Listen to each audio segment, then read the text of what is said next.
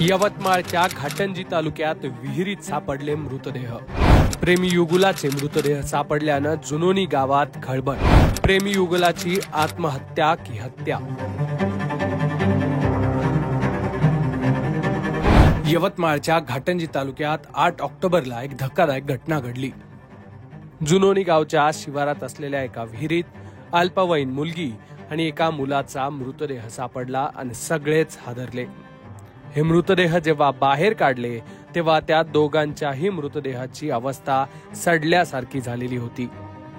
स्थानिक लोकांनी या घटनेची माहिती पोलिसांना दिली आणि तिथं पोलीस दाखल झाले। पोलिसांनी तपास सुरू केला आणि समोर आली एक धक्कादायक कहाणी। घडलं असं की 5 ऑक्टोबर पासून एक प्रेमीयुगुल घरातून बेपत्ता होतं। यातल्या 17 वर्षाच्या मुलीच्या वडिलांनी तशी पोलिसांकडे तक्रारही दिली होती।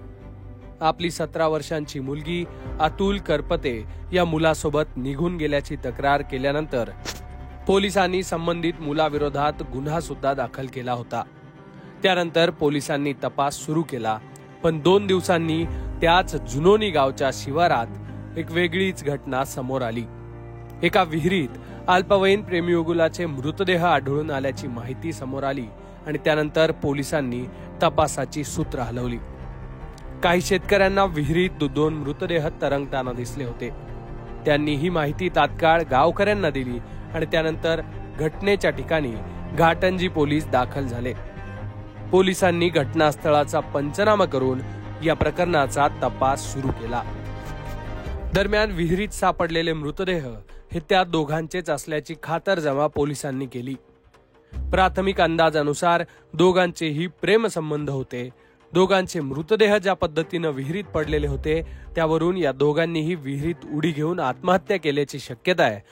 पण दोघांच्याही मृत्यूचं नेमकं कारण काय हे आता पोलीस तपासातूनच समोर येणार आहे। पोलीस या प्रकरणाबद्दल काय म्हणालेत ऐकूयात। 7/10/2025 रोजी जुनोनी येथील शंकर दांडेकर यांनी पोलीस स्टेशन घाटंजी येथे तक्रार दिली की त्यांची शिवानी नामक वय वर्ष 17 ही मुलगी अतुल शंकर करपते वय वर्ष 22 राहणार जुनोनी याच्यासोबत निघून गेलेली आहे। त्यांच्या तक्रारीवरून पोलीस स्टेशनला अतुल करपते याचे विरुद्ध अपराध क्रमांक 844/25 कलम 137(2) भादवीनुसार BNS नुसार गुन्हा नोंद करण्यात आला होता। त्यांचा पोलीस शोध करत होते। आज त्या दोघांचेही प्रेत गावाच्या शिवारातील एका विहिरीत मिळून आले। दोघांचेही प्रेत विहिरीतून बाहेर काढून पोस्टमॉर्टम करिता शासकीय रुग्णालय घाटंजी येथे ठेवण्यात आलेले आहेत। पुढील तपास सुरू आहे। दरम्यान पोलिसांनी मृतदेह ताब्यात घेऊन शवविच्छेदनासाठी पाठवलेले आहेत। तसंच दुसरीकडे पोलिसांचा तपासही सुरू आहे। त्यामुळे या प्रकरणात नेमकं काय समोर येणार हे पाहणं महत्त्वाचं असणार आहे।